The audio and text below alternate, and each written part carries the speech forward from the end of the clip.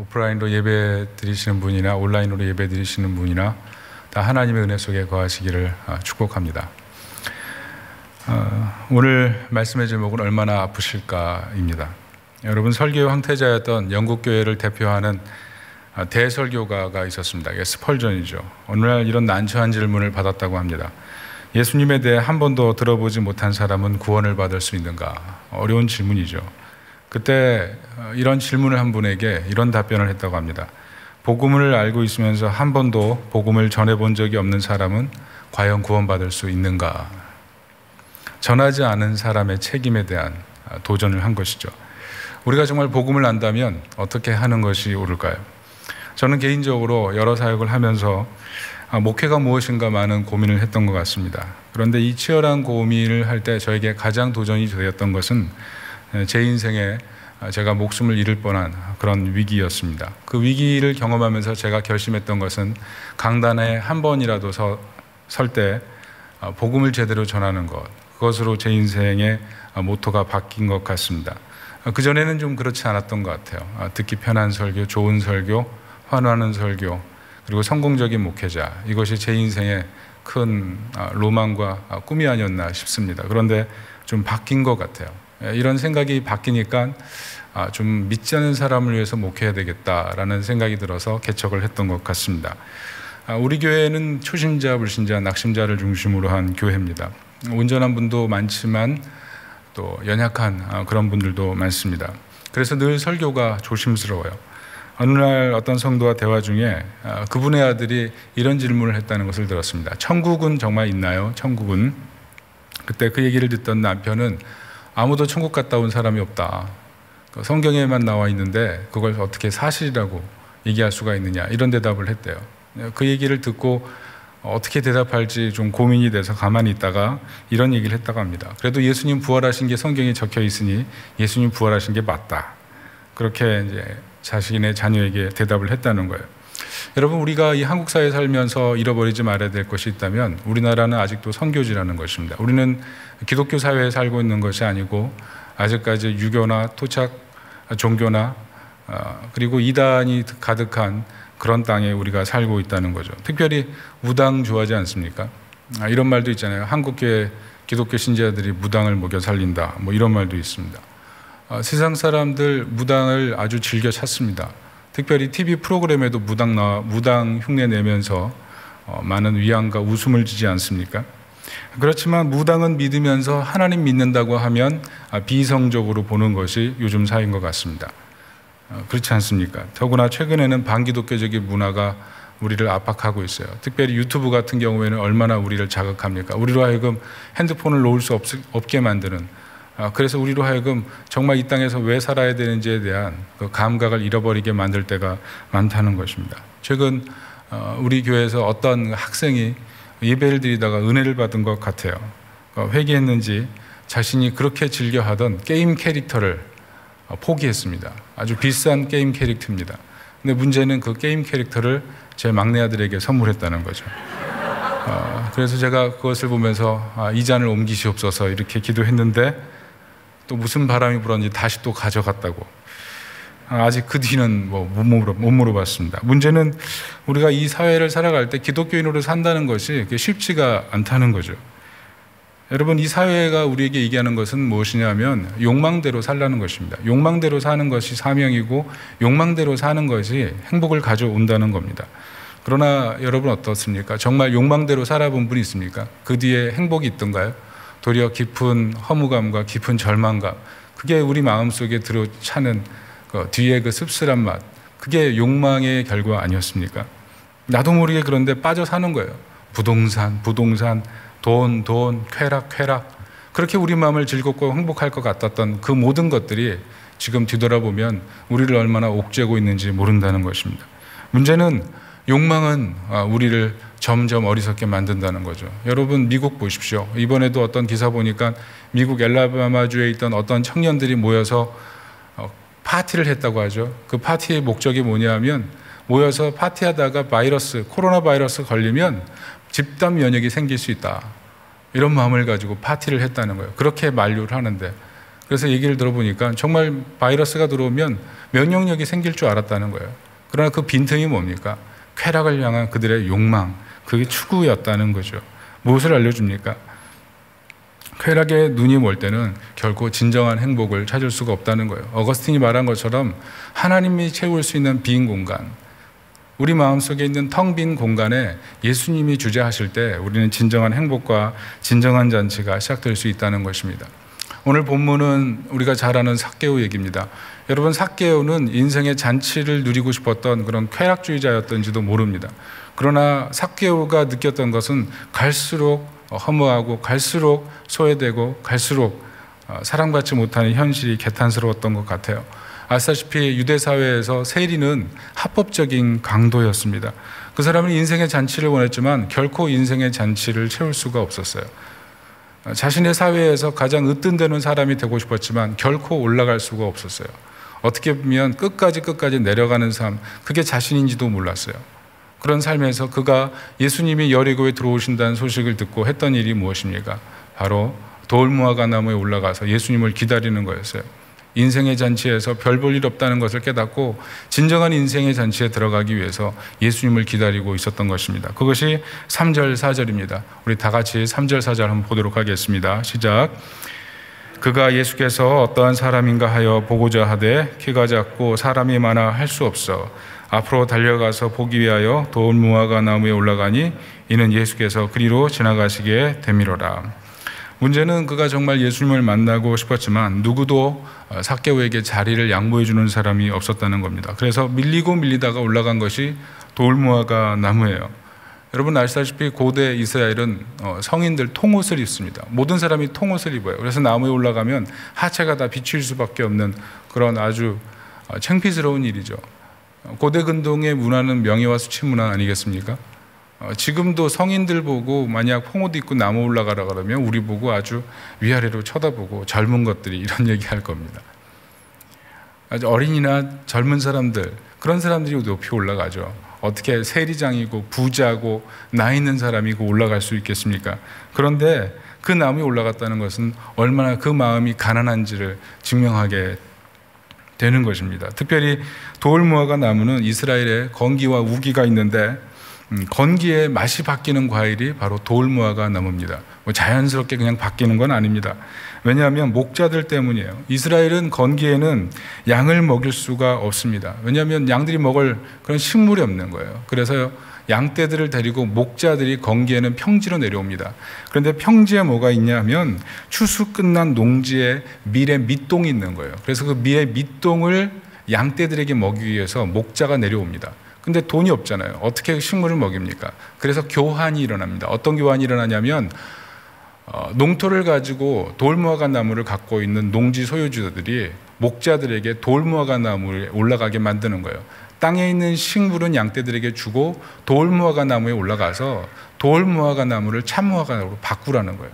어떻게 하냐면 이 돌무화과 끝에 바늘 같은 것으로 뾰족한 가시로 구멍을 내주고 거기 올리브 기름을 발라주면 돌무화과가 참무화과 맛으로 바뀌어버리는 그런 놀라운 일들이 있어요. 그래서 그 일을 부탁하는 것입니다.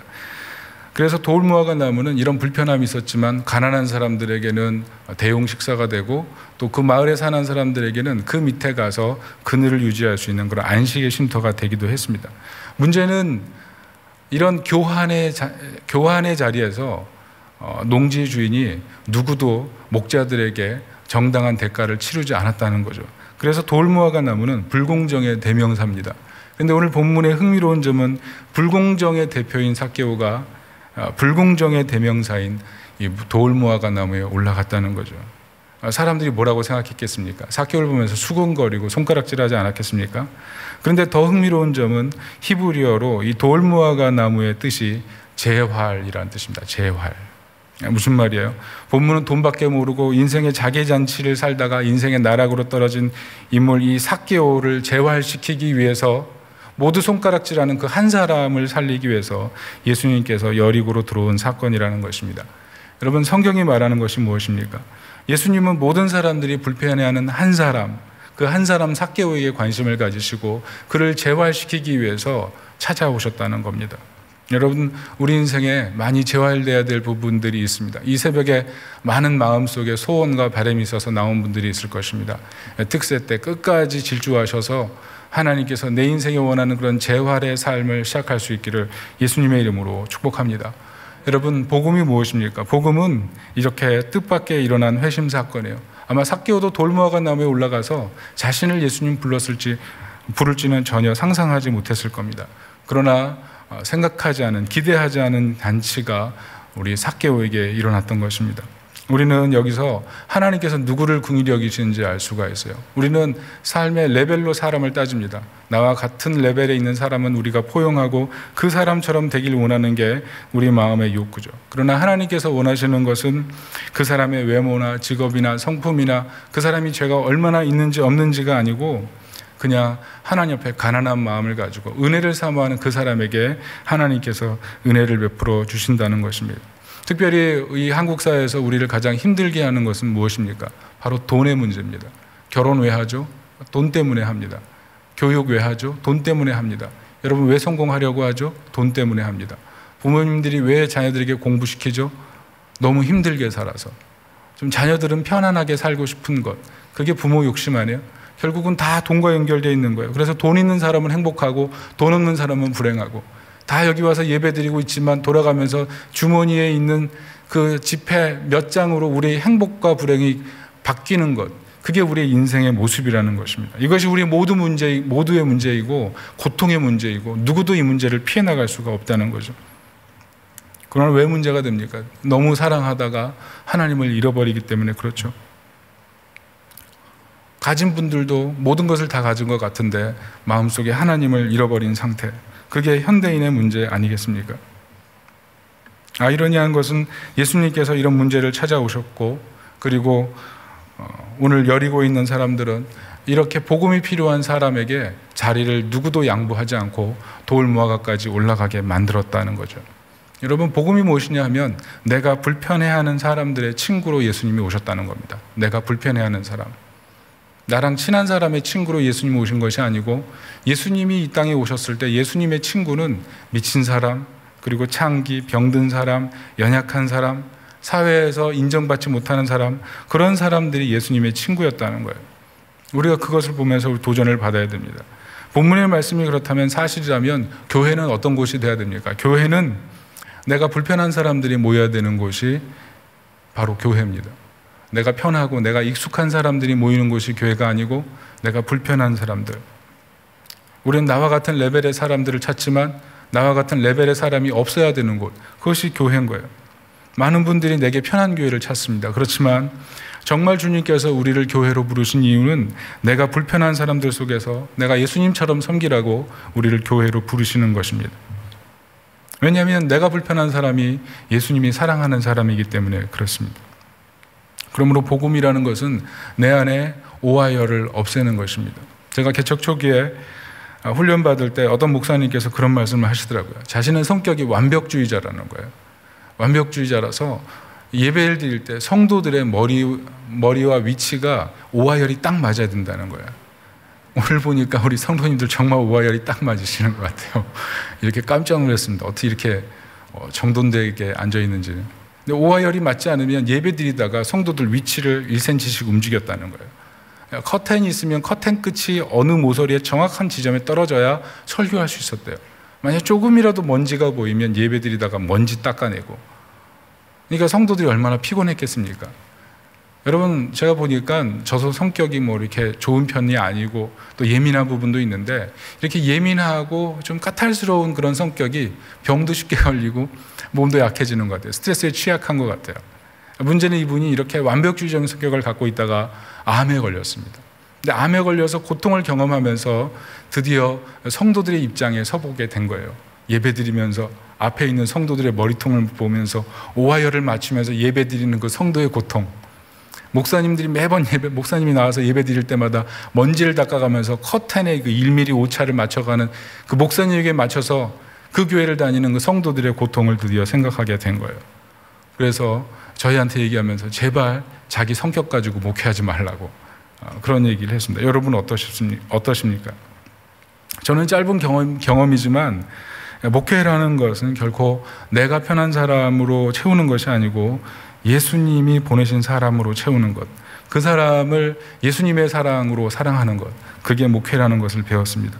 그러므로 복음은 내가 편한 사람에게만 필요한 것이 아니고 삭개오처럼 내가 불편한 사람에게 정말 필요한 것, 그게 복음이 돼야 된다는 것이죠. 그래서 우리는 날마다 복음을 맞닥뜨릴 때마다 무엇이 바뀌어야 됩니까? 내가 죽어야 돼요. 내 안에 오와 열이 죽어야 돼요. 내 기준이 죽어야 돼요.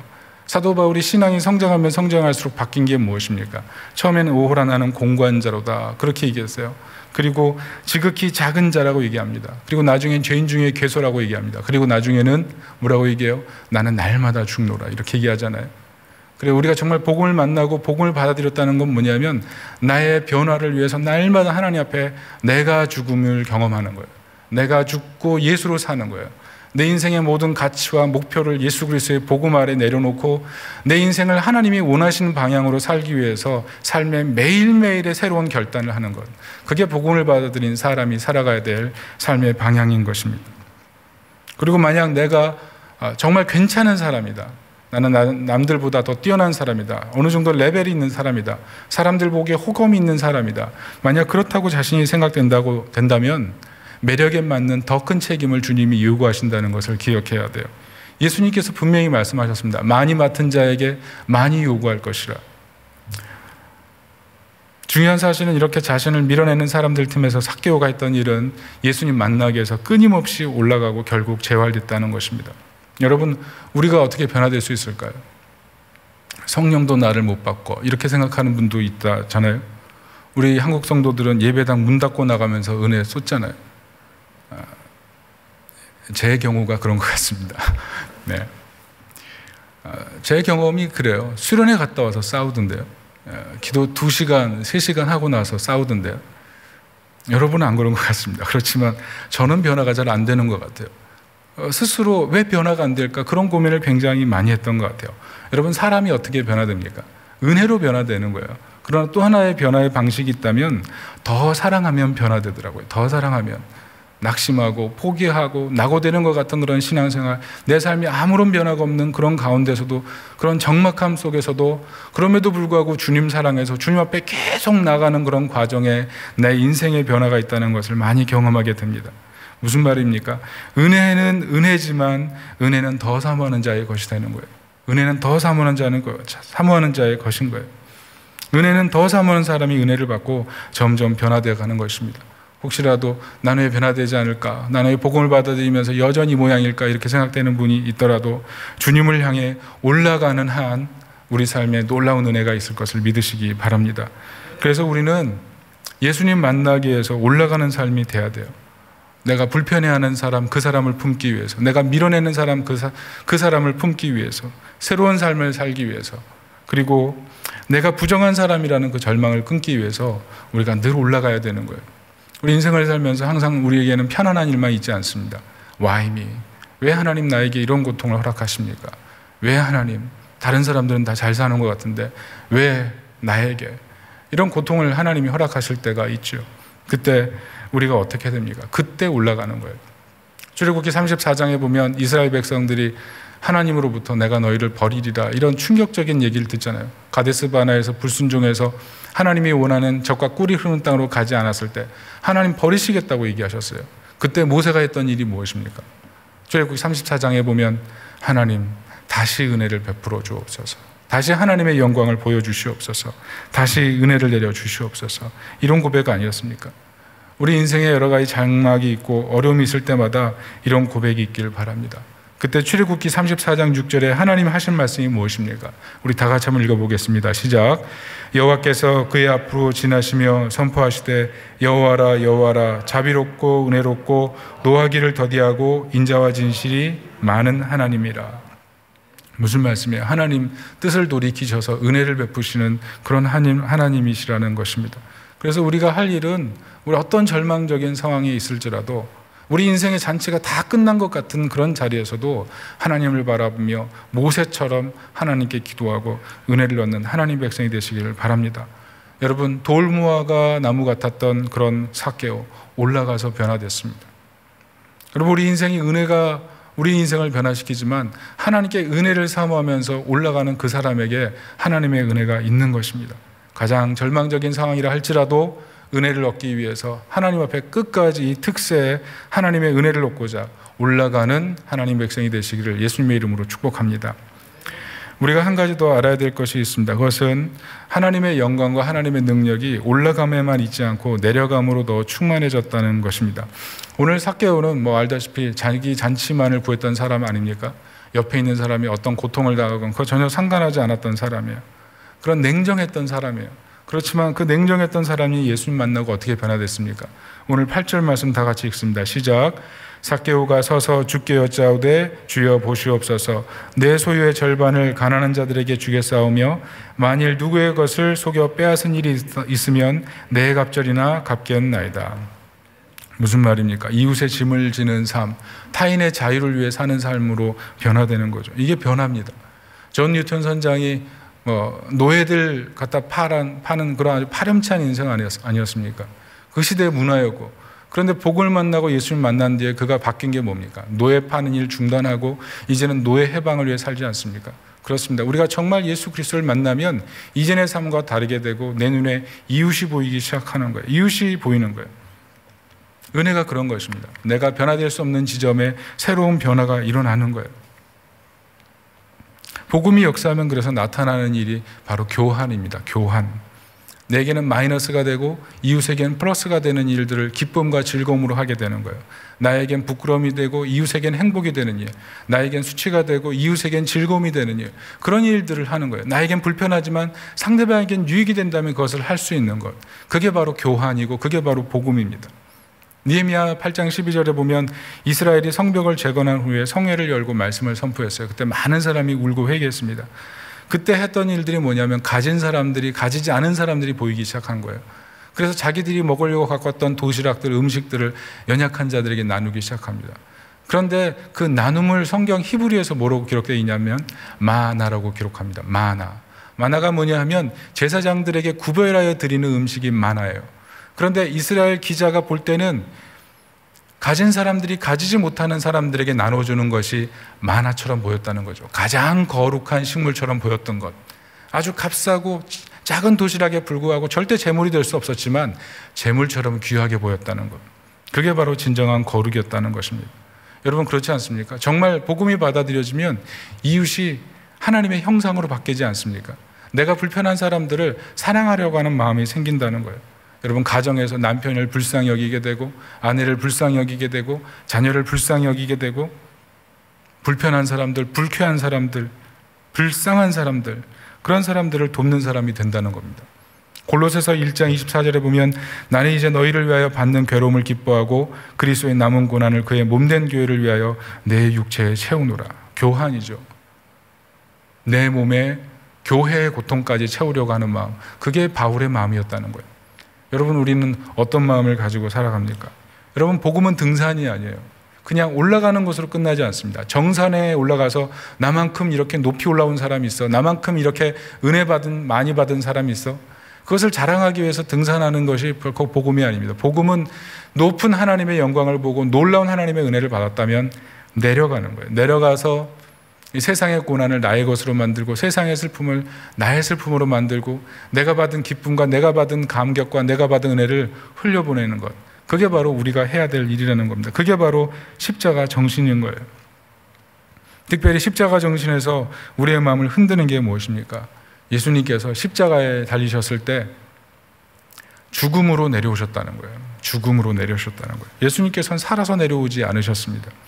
그냥 우리 죄 짐을 다 지셔야 됐기 때문에 끝까지 우리의 짐을 지고 내려오지 않으셨다는 것. 그게 바로 십자가의 은혜입니다. 삭개오에게는 내려오게 하시고 자신은 내려오지 않으셨습니다. 우리에게는 내려가게 하시고 예수님은 달려 계셨습니다. 그게 십자가입니다. 교환이죠. 예수님은 내가 달려야 될 그 자리에 예수님 달리셨고 예수님은 그곳에서 죄의 짐을 다 지시기까지, 인류의 모든 짐을 다 해결하시기까지 머무셨다는 거예요. 이사야 말씀처럼 우리는 다 양 같아서 각기 제 길로 갔지만 예수님께서는 우리 모든 죄를 담당하셨다는 겁니다. 그래서 우리가 정말 예수 그리스도께서 달리신 십자가를 제대로 믿게 되고 깨닫게 되면 회개밖에 나오지 않는 거예요. 내가 달려야 될 저 십자가 위에 나를 위해 참된 하나님의 아들이 곳에 달리셨다는 것 때문에 우리의 마음에 애통할 수밖에 없다는 겁니다. 이사야 53장 7절 8절을 우리 다 같이 한번 읽어보겠습니다. 시작. 그가 곤욕을 당하여 괴로울 때에도 그의 입을 열지 아니하였으며 마치 도수장으로 끌려가는 어린 양과 털 깎는 자 앞에 잠잠한 양같이 그의 입을 열지 아니하였도다.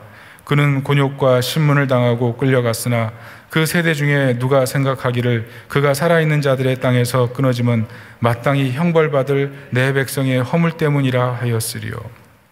예수님께서 십자가에서 머무시는 것은 바로 우리 때문이었다는 것입니다. 그래서 저는 이 아침에 우리 모두가 다시 한번 십자가에서 우리를 위해 대신 못 박혀 계신 그 예수 그리스도를 바라보길 원합니다.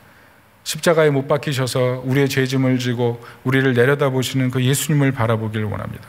고통 중에서도 나를 위해 끝까지 고통을 참으시고 우리를 위해 그곳에 달려 계셨던 그 예수님을 바라보는 은혜가 있길 바랍니다.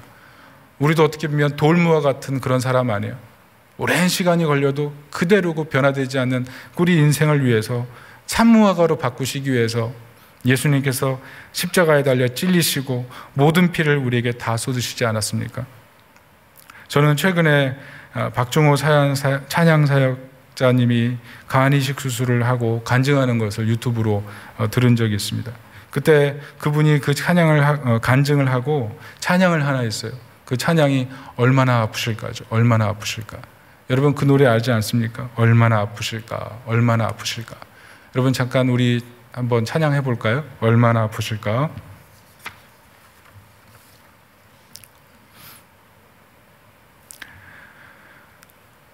아시는 분은 따라 불러도 좋습니다. 얼마나 아프실까. 하나님의 마음은 인간들을 위하여 아들을 제물로 삼으실 때 얼마나 아프실까. 주님의 몸과 마음 사람들을 위하여 십자가에 달려 제물 되실 때 얼마나 아프실까. 하나님 가슴은 독생자 주셨건만 인간들 부족하다 원망할 때 얼마나 아프실까.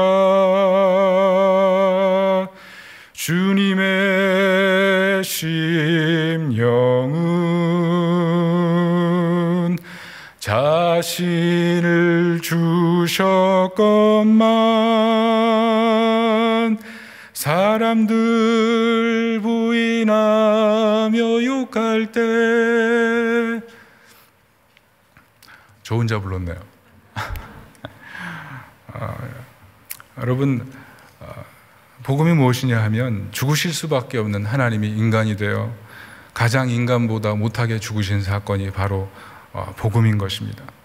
그래서 우리는 복음을 볼 때마다 내가 생각하는 것보다 하나님이 나를 더 사랑하신다는 것을 깨닫게 됩니다. 그러므로 우리는 예수님을 바라보면서 이웃의 짐을 지는 사람, 그 예수님의 아픔을 생각하면서 은혜를 교환하는 삶, 그런 내려감에 있는 하나님의 백성이 되시기를 예수님의 이름으로 축복합니다. 중요한 사실은 복음을 우리가 이렇게 내려가는 데서 그치지 않고 복음은 전하는 것으로 완성돼야 된다는 것입니다. 우리 9절 10절을 다 같이 한번 읽어보겠습니다. 시작. 예수께서 이르시되 오늘 구원이 이 집에 이르렀으니 이 사람도 아브라함의 자손이미로다. 인자가 온 것은 잃어버린 자를 찾아 구원하려 함이니라. 여러분 피터 드러커가 이런 얘기를 했습니다. 비즈니스 세계에서 최악의 실패는 중요하지 않은 것에서 성공하는 것이다. 여러분, 교회도 마찬가지고 우리 성도들도 마찬가지입니다. 교회를 세운다고 할 때, 우리 인생을 살아간다고 할 때 하나님이 중요하지 않은 것에서 성공을 계속하는 것, 그게 과연 올바른 것인가를 생각해 봐야 됩니다. 우리가 인생을 살면서 먹고 살기 굉장히 바쁘죠. 내일을 준비하고 미래를 향해 질주하는 삶이 저는 올바르다고 생각합니다. 그러나 우리가 그런 성공적인 삶을 살았지만 하나님이 원하는 성공의 가치에 전혀 도달하지 못했다면 어떻게 하겠습니까? 교회를 세울 수 있습니다. 그러나 오늘 예수님께서 우리에게 분명하게 도전하시는 내용처럼 우리가 잃어버린 영혼에 대한 마음이 전혀 없고 하나님이 기뻐하시는 성공의 가치를 우리 마음속에 두지 않은 채 그냥 살아간다면, 우리가 복음을 들어도 이 복음 속에서 우리를 변화시키려고 하는 그런 의지와 결단이 우리 속에 생기지 않는다면 우리는 어떻게 보면 교회는 다니지만 예수님을 믿지 않고 신앙생활을 하고 있지만 그냥 종교인으로 머무르고 싶은 그런 마음이 더 많은 사람들이 될 수 있다는 것입니다. 여러분, 사도행전의 교회는 분명히 사랑이 근원이었습니다. 엄청난 사랑 때문에 수많은 사람을 바꿀 수 있었습니다. 그러나 사도행전의 가장 큰 힘은, 그 강력한 교회들의 능력은 잃어버린 자를 찾는 그 힘이었다는 것입니다. 예수님 말씀은 분명합니다. 잃어버린 자를 찾는 거예요. 가장 중요하지 않은 것에 우리가 만약 성공적인 인생을 살고 있다면 생각해 보십시오.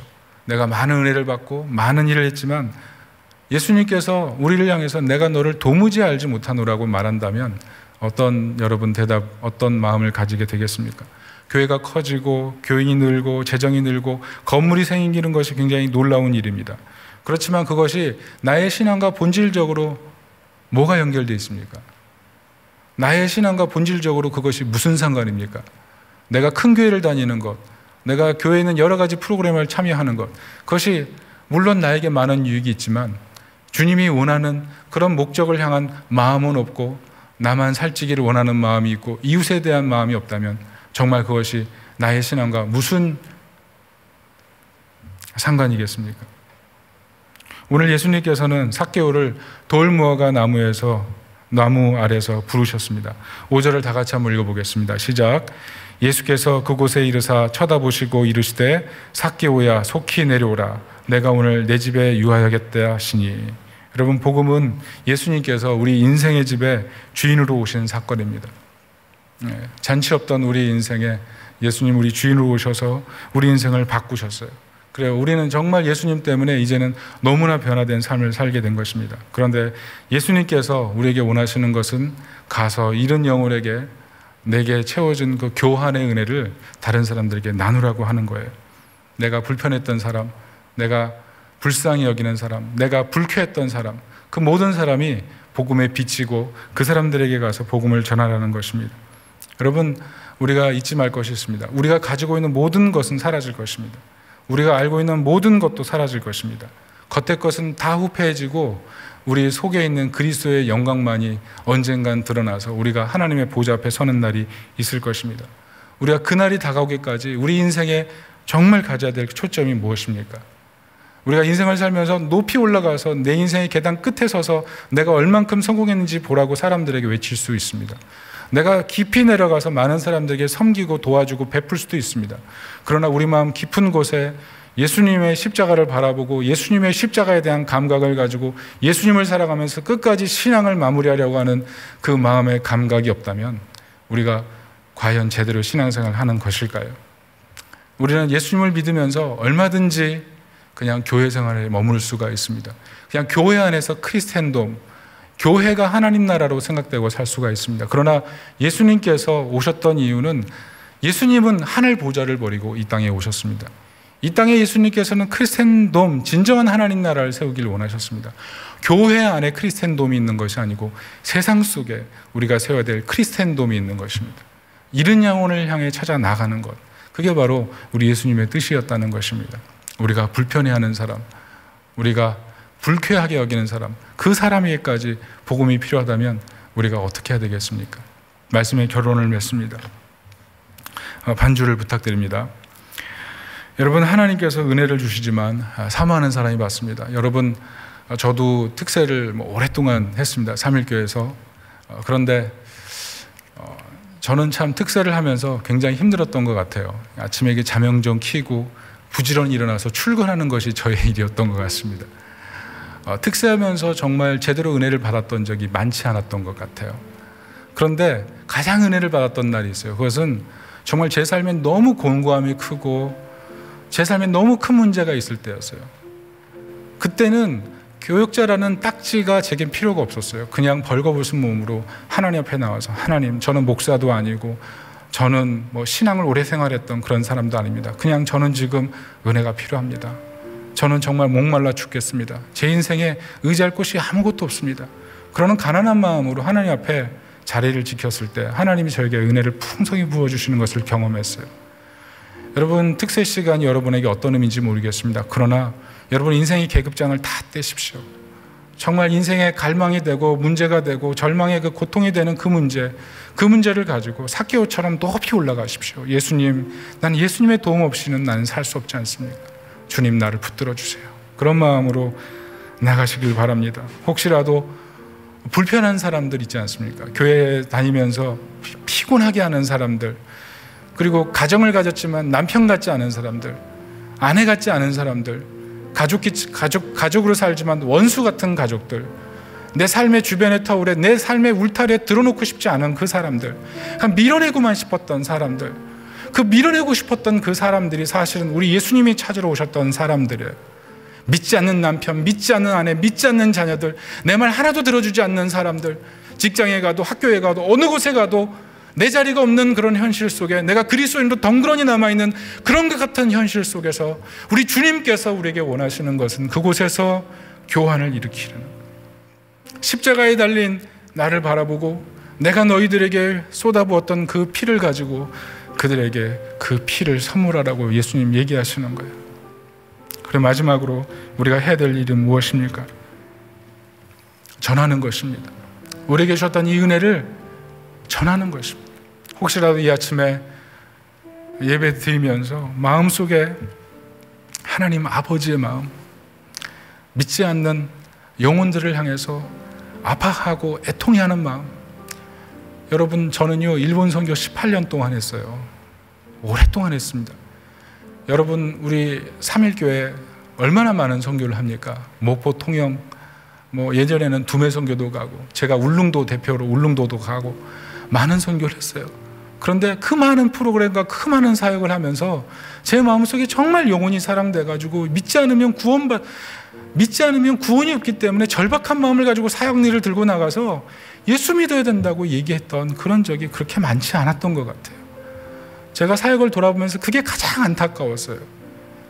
그냥 관리하는 사람, 일을 진행하기 위해 존재하는 한 사람, 하나님께서 그런 사람으로 나를 부르셨는가 생각했을 때 그게 가장 후회스러웠어요. 저는 한 번이라도 복음을 더 전하고 싶은 그런 마음으로 인생을 좀 바꿔 살고 있는데 그게 쉬운 것 같지는 않습니다. 여러분, 이 아침에 만약 저와 같은 그런 마음의 상태로 이 아침에 예배드리고 있다면, 주님, 제 마음속에 예수님을 향해서 이 메말른 마음이 좀 풍성해지게 해주십시오. 예수님의 십자가를 보면서 울 수 있는 마음이 되게 도와주십시오. 예수님의 십자가를 보면서 내 마음에 품고 그 예수님의 고통을 붙들고 이 세상을 살아갈 수 있는 그런 힘을 가진 사람이 되게 도와주옵소서. 내가 정말 물질과 명예와 권력을 가지고 인생을 호가호위하며 살려고 하는 것이 아니라 나를 위해 죽은 예수 그리스도의 그 십자가의 능력을 가지고 인생을 사는 것이 가장 아름답고 가장 큰 힘이라는 그런 믿음을 가지고 인생을 살아갈 수 있는, 예수님의 그 십자가를 통해서 나의 남은 삶을 살려고 하는 그런 마음을 가진 사람이 되게 도와주시옵소서. 그런 마음을 가질 수 있게 해달라고 이 시간 우리 다 같이 우리 기도하겠습니다. 기도합시다. 하나님 아버지, 우리는